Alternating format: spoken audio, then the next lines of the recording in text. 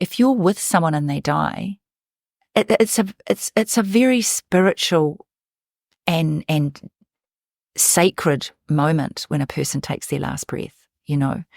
It's a time to sit and hold their hand and be with them and be in that space for as long as it takes, you know. Don't even move. You know, you don't have to jump up and start ringing people. And, you know, once you start doing that, life gets out of control because it just gets really busy and a whole lot of decisions have to get made and it gets really hectic. If you're with your loved one when they die and you can sit with them and go and make a cup of tea and come back and just the people who are in the room stay in the room, it can be the beginning of a very healing and beautiful journey. This is At a Loss, conversations hosted by me, Timothy Giles, with people I meet in my work as a funeral celebrant. Life and death, the experiences, emotions, issues, events that we all face, and some insights that can help when you feel at a loss.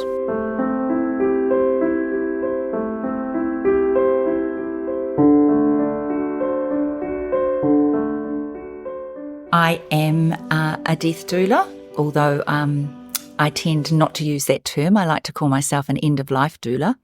And we are known by quite a few different names. You might have heard of a death walker, death midwife.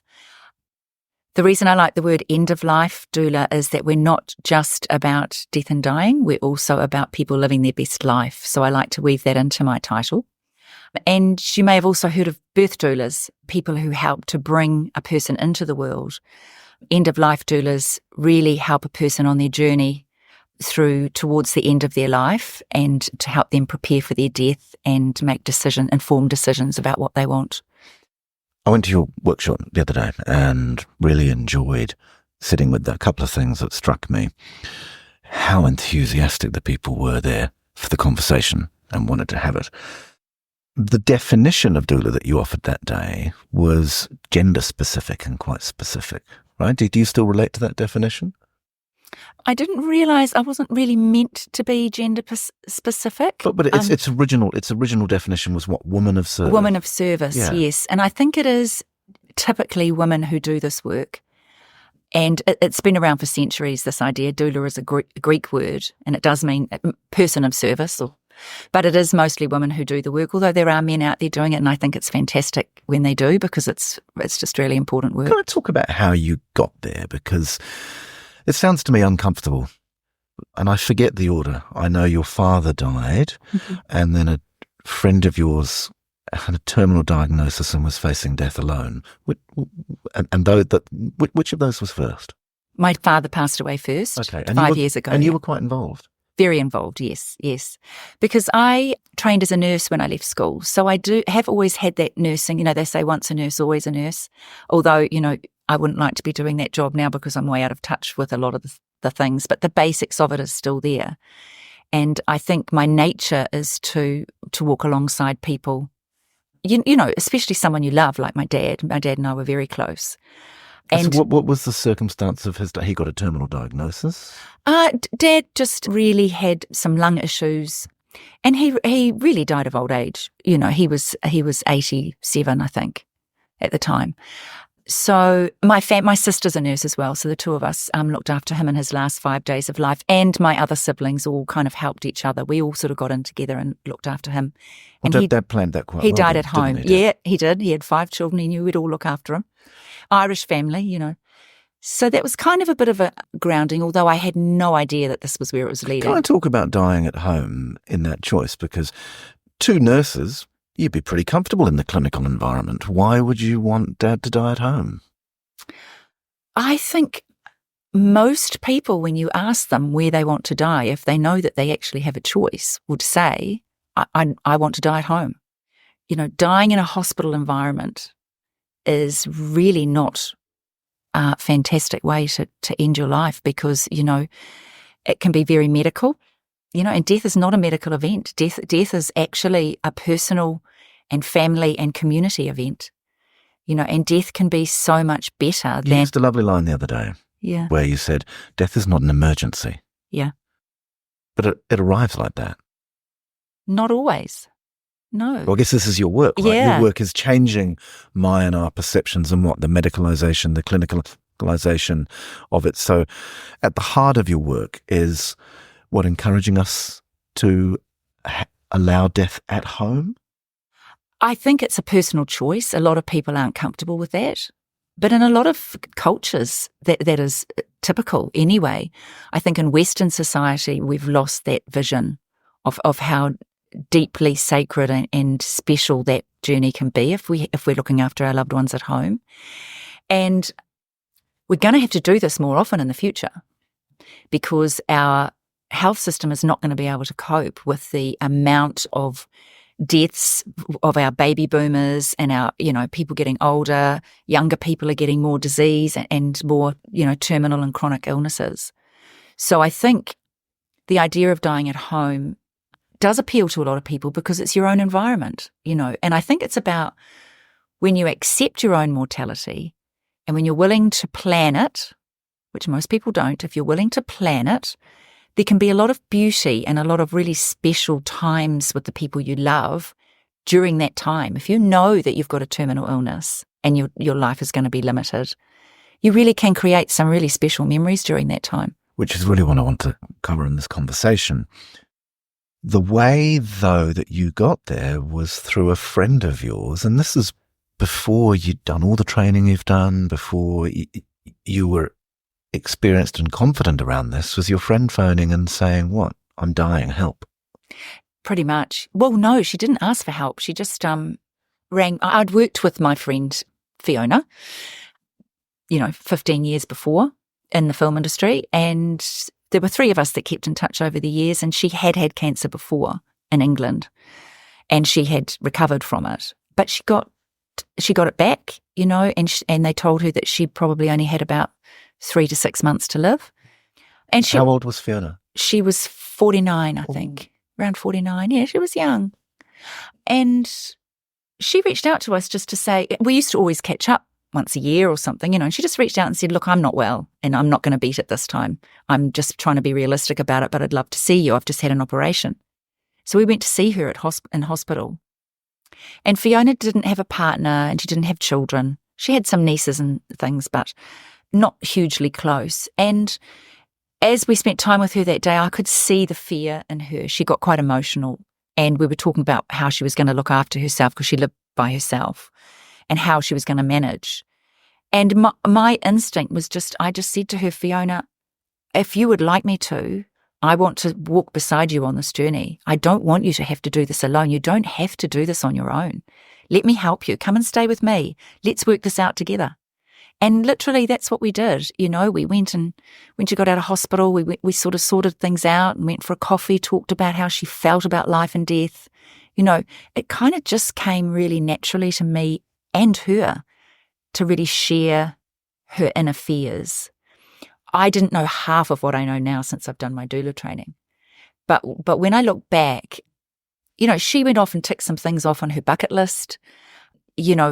We worked out, she organised some plans. She had her funeral playlist that she shared with me. We got her brother up to spend some time with her during her last days. He lived in Queenstown.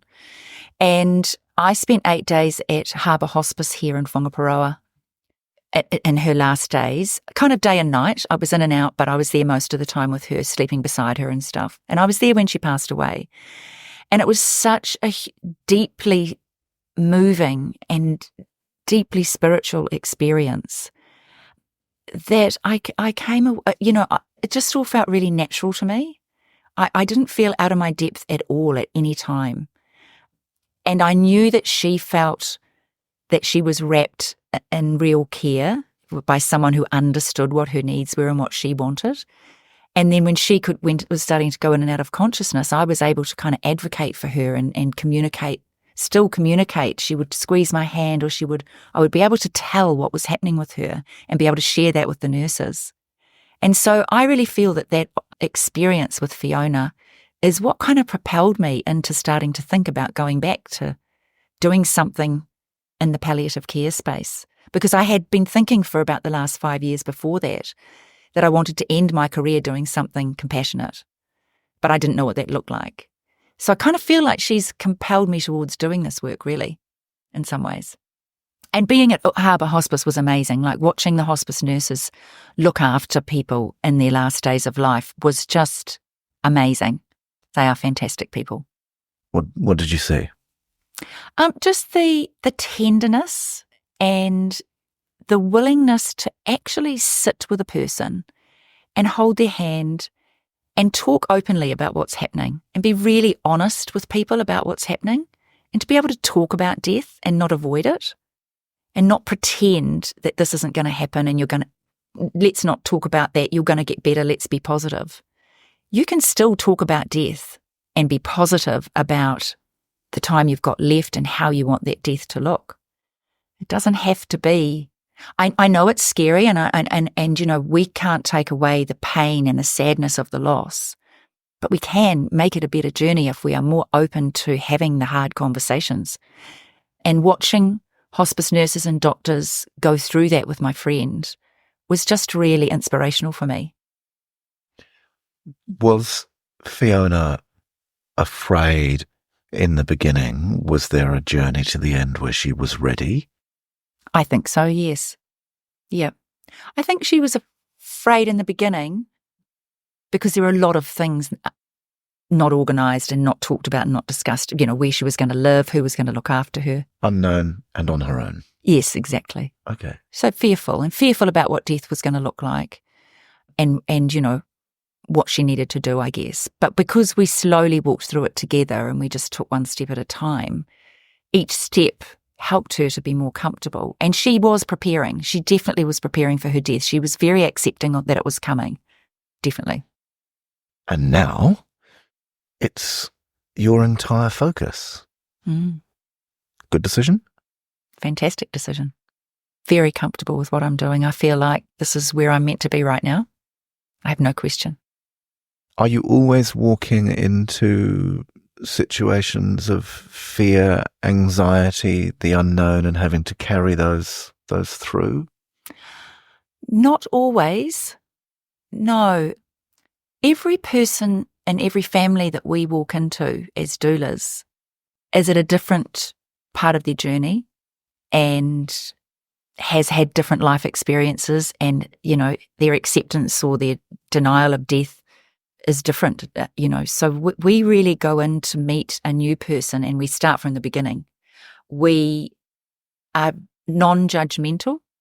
So no matter what I think about something or whatever, no matter what my beliefs or you know, the way I would do things, all that gets left at the door.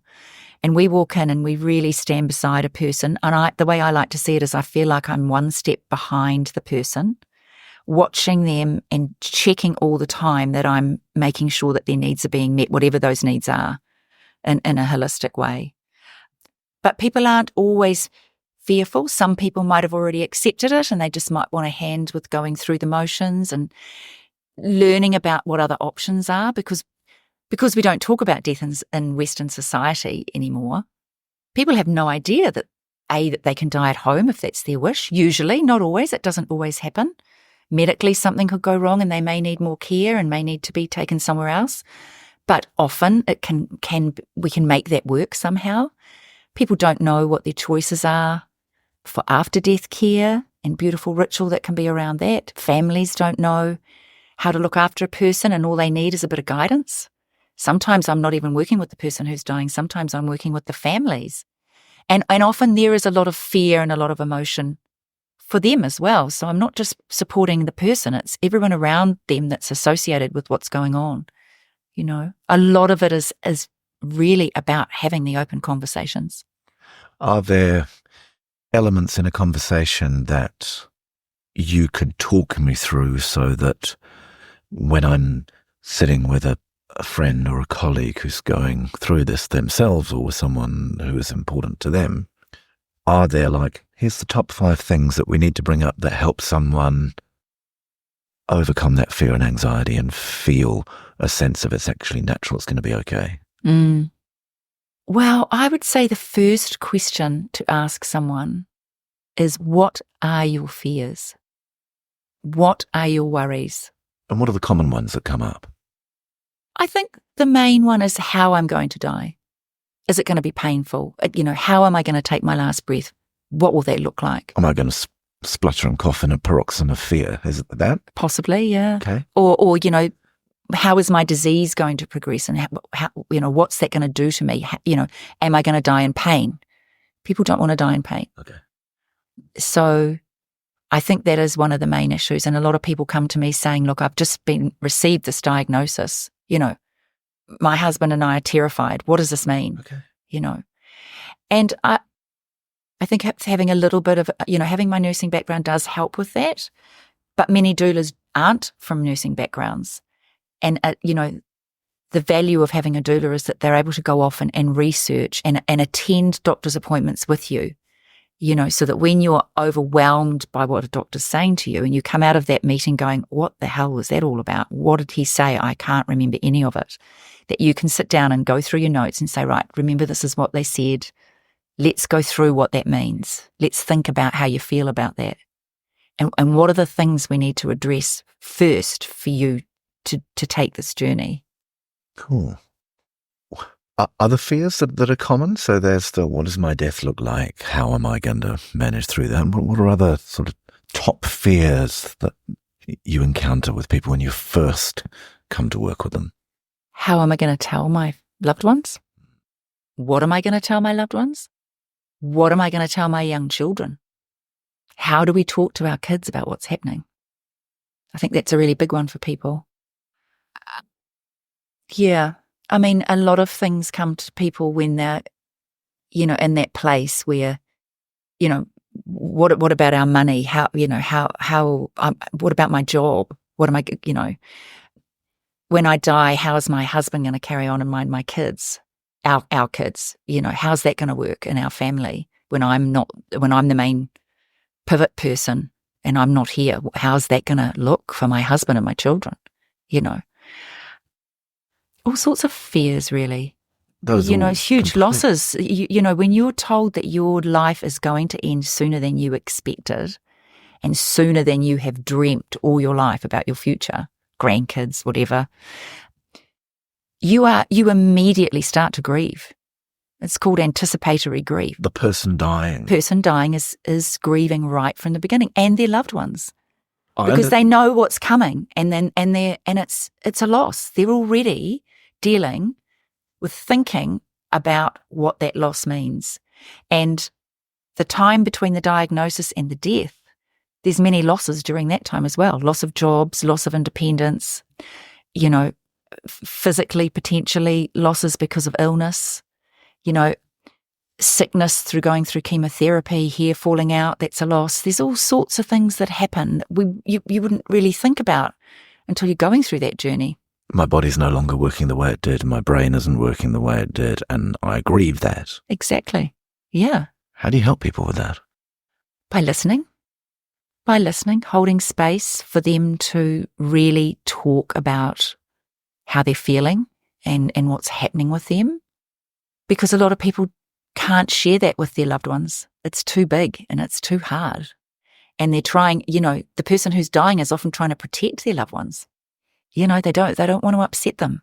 So they're trying to put on a brave face when actually underneath it all, they might be terrified or they might be really struggling. One of the big things I think when you're dying is what I call kind of legacy. What was my life all about? Why was I here? What have I done that I'm really proud of and that I want to share with someone before I die? What do I want to write down? What do I want to record about my life so that my children and my grandchildren will know a little bit about who I was? So thinking about what life's all about becomes a big thing as well. And what's going to happen afterwards? What do I believe about after our death? What do I believe? Am I a religious person? Do I believe there is nothing after life? And if that's the case, that doesn't mean that I'm not a spiritual person. I might be a hugely, deeply spiritual person, who believes that after life, I'm going to live on in the hearts. My spirit's going to live on. My body might die, but my spirit's going to live on with my loved ones. Well, for the rest of their lives, they'll never forget me. So it's, those things are really big for people to actually stop and take stock of. when they know that their time is limited. It really, really having to face your mortality, I think, brings all those things to the fore. But as a society, we're not open enough often for you people must have to deal with a lot of emotions. As I'm listening to you, I'm thinking you've mentioned fear, you've mentioned anxiety, you've mentioned the grief and the loss, you've mentioned that the wanting to protect others. There must be anger, frustration, and also I'm on a timetable of death, but I'm not ready to process these emotions and sort these relationships out. Yeah. On either side, whether I'm the person dying or someone who really matters to me is dying. Sounds like you deal with a lot of emotions. Yeah. And I find that often people wax and wane between I'm not ready yet. I don't want to die. I'm not ready to give in. I might start a conversation with someone. We might get halfway through it and be talking about some really deep stuff. And then the switch might flick and they might go, actually, I'm not ready to talk about that yet. So as doulas, we're really, like I said, we're really following that person and allowing them to really do the things, make that journey, take those steps only when they're ready. But I see people flicking in and out of acceptance and denial, even sometimes right up to the end. And they know deep down, and they might still be making their plans, talking to their celebrants, organising their funerals. They might be doing all that stuff, but they might still be saying, I'm not ready yet. I'm not ready. You might bring up another topic and they might say, I don't want to talk about that yet. So it's really interesting, and we really have to follow people and really be with them where they're at. You can't push and you shouldn't push any of that stuff because it's such a volatile time for people. At your workshop the other day, you handed a lot of resources, and you talked about the advanced care and planning guide. So they're free online. So I went and ordered a bunch and have given them out to friends and whānau. Great. But it was interesting. The conversation that came up was, oh, no, I don't want to do this around you. And I go, well, do it for yourself. Oh, well, that'd be quite fun doing it for me, but I don't want to see your one, which surprised me. Like, doing my own for myself was something that, people who are close to me are like, yeah, I'm really happy to do that, but I don't want to see yours. I'm not ready for that conversation with you. Is that an example of what you're talking about, do you think? Yeah, sometimes. Yeah. Do you know, I did my advanced care plan with my mum, and we sat down over a glass of wine and we laughed and we cried and we laughed and we cried. So an advanced care plan, so let's just summarise what it covers yep. Quickly for people. So it's, in the end, it talks about funeral and death care and how you might want to be after the death, but there's a whole load of stuff that's covered off too. So it's quite a big conversation. It's a huge conversation. Yeah, and you can't really do it in one round either. You tend to go away and think about stuff and come back. I think advanced care planning takes time. Okay, so it's things like, do I want to be resuscitated? What level of care is there one? But what am I missing? What else is there in the advanced care and planning guide? Well, I think it's actually a good tool to get the conversations flowing. And it starts by looking at what's important to you. What's important to you in your everyday life, who's important to you. And then what are your fears, what are your worries about your health? What does your health look like now? What are the likely scenarios that could happen with your health in the future? And if those are serious scenarios, what intervention would you want or not want? And, what I say to people about the advanced care plans is one of the most important things is to let your loved ones know what you would want if you're still alive, but you've had a serious accident or you've had a life-limiting illness happen and you haven't told them what you want, and they're having to make decisions with doctors about whether to keep you alive, whether to put you on a ventilator, and they don't know what you really wanted because you haven't had that conversation with them. And the other thing about doing advanced care planning and writing things down is that if you've got 3 children and they all think different things about what mum would have wanted, at least you've written down and you've had the conversation with someone about what you want. But going back to your question about, whether you want to tell other people about it or share it with other people, that can be really hard. But I've also done advanced care planning with for example, an elderly couple where the husband wouldn't talk about what he wanted to the wife, never wanted to talk about it. And she was anxious. They're getting old, things are going to happen. And so by going through an event, I did it with them together. She was so grateful because we walked away and she said, at least now I know what he wants if something happens. It can be very cathartic. Is cathartic the right word? I don't know. But, you have the conversations. It's not like you want to dwell on them forever. Well, another line that you brought up, which I liked, and I think you're on now, was talking about death won't kill us. If anything, talking about it takes away that sense of fear and anxiety quite a lot, yeah? Definitely. We stopped talking about, in Western, as I said, some cultures still do death very well and are very accepting and they have their different rituals. But in Western society, back 100 years ago when the wars happened, and hospitals sprang up and healthcare was more available to people and people were being kept alive longer. Funeral directors were taking our bodies out of the homes and looking after them in funeral care homes, which is all well and good, but we actually stopped talking about death and we stopped being exposed to it and we stopped having beautiful ritual that you can have by keeping your loved one at home and caring for their body after death and maybe having them with you for a day or two before a ceremony to honour their life. 8 days I heard about the other day in conversation with 8 days after death in the home of a person being there. Yeah. That would, you would have to have somebody probably embalmed in that situation. That's at the other end. That's a long time though. Yeah. I would have thought.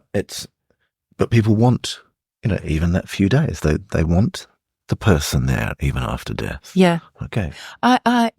So your work can begin quite some months before death, but then also continues after. It's not like, yes, okay, they're dead, see you later, I'm done. Yeah.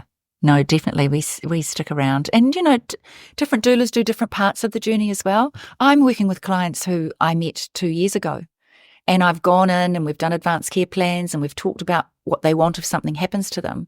And they're out there having a great time living their life as best they can and they don't need me. But they know that if something happens, I'm going to be right there and I'm going to make sure what they want is done, So doulas come in and out of the journey at different times. Some doulas do different parts of the journey as well. Some focus on advanced care planning. Some do after-death care. I do the whole lot. And, it's up to families about what they're comfortable with after death, actually. Some families just really want the funeral director to come and take their person into their care, and that's beautiful as well. Sometimes they might visit their person at the funeral director's, or sometimes they'll have an open coffin, sometimes not. It also depends what the person wanted. I've had some people that say to me, I don't want to have an open coffin, I don't want anyone seeing me after I'm dead, just take me away for cremation or whatever. But in my experience, even when people have been a little bit afraid of keeping the person at home after death, when they get to that point, and if they have a little bit of time with the person after death, they start to really not want to let go just yet. They're not ready to let go.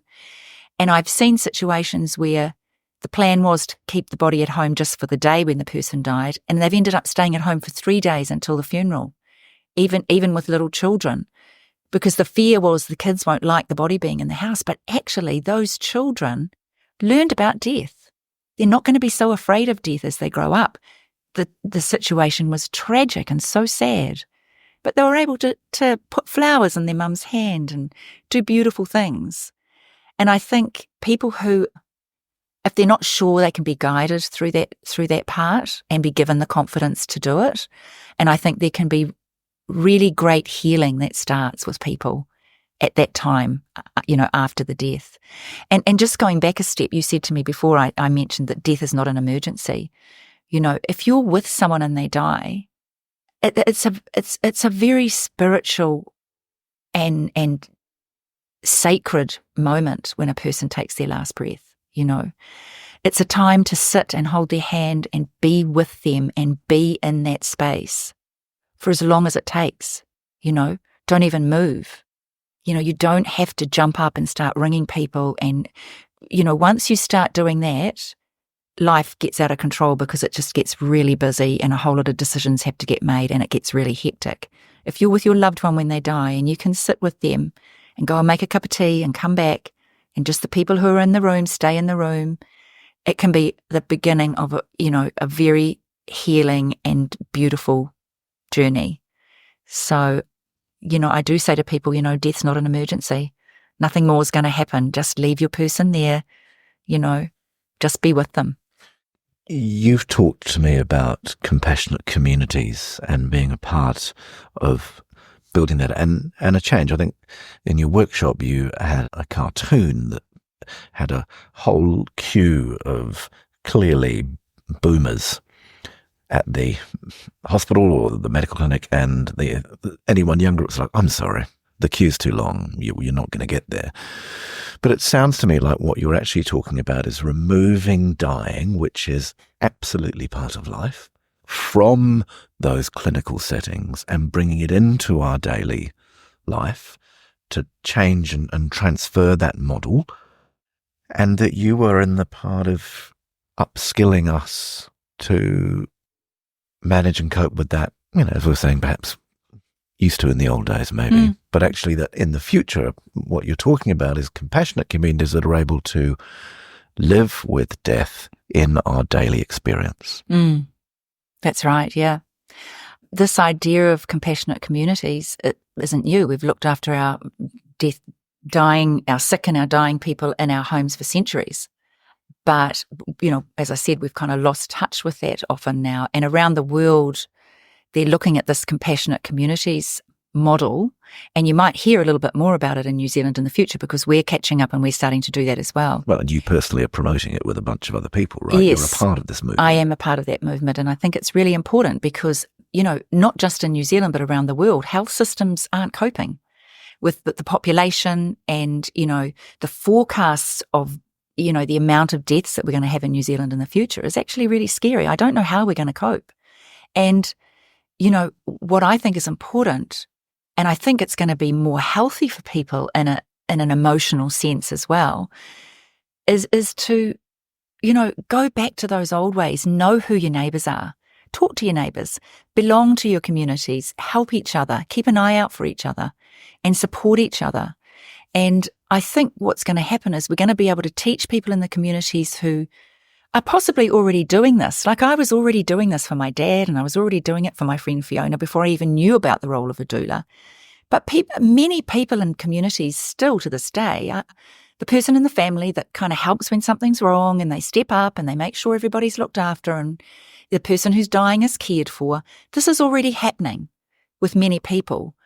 But we're going to need it a lot more. We're going to have to upskill people and give people the confidence to mind their loved ones at home. I'm going to put this in the show notes, how people get hold of the advanced care and death plan guides around some information for compassionate communities.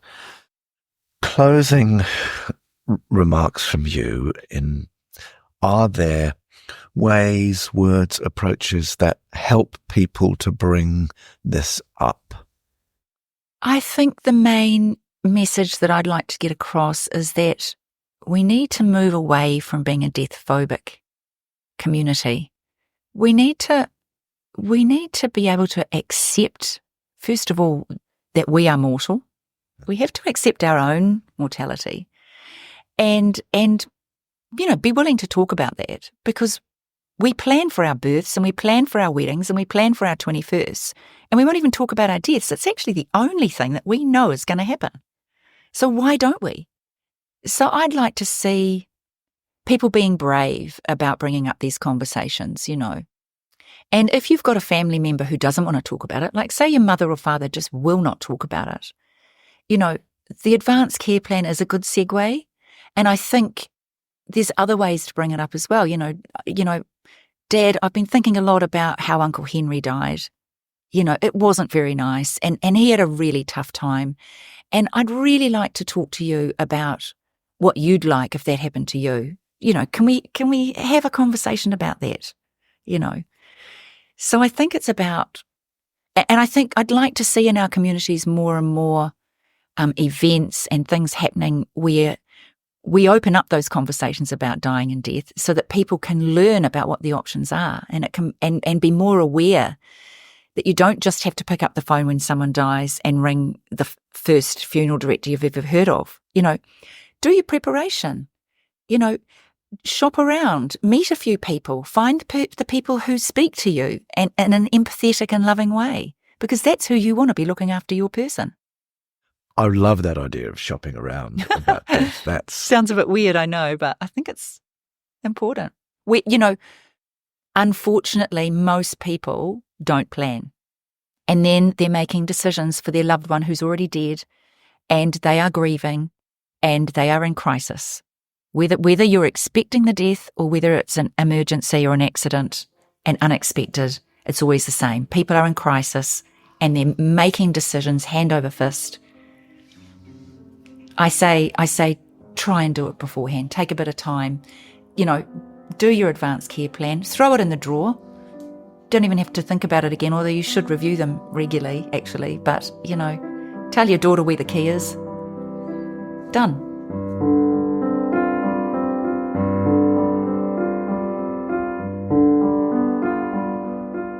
That's At a Loss. Conversations with me, funeral celebrant Timothy Giles. If you've got feedback to share, or, well, we all have experiences around grief, around loss, around life and death. If you want to be part of the conversation, email me, listengiles@gmail.com. That's Giles with a G. listengiles@gmail.com.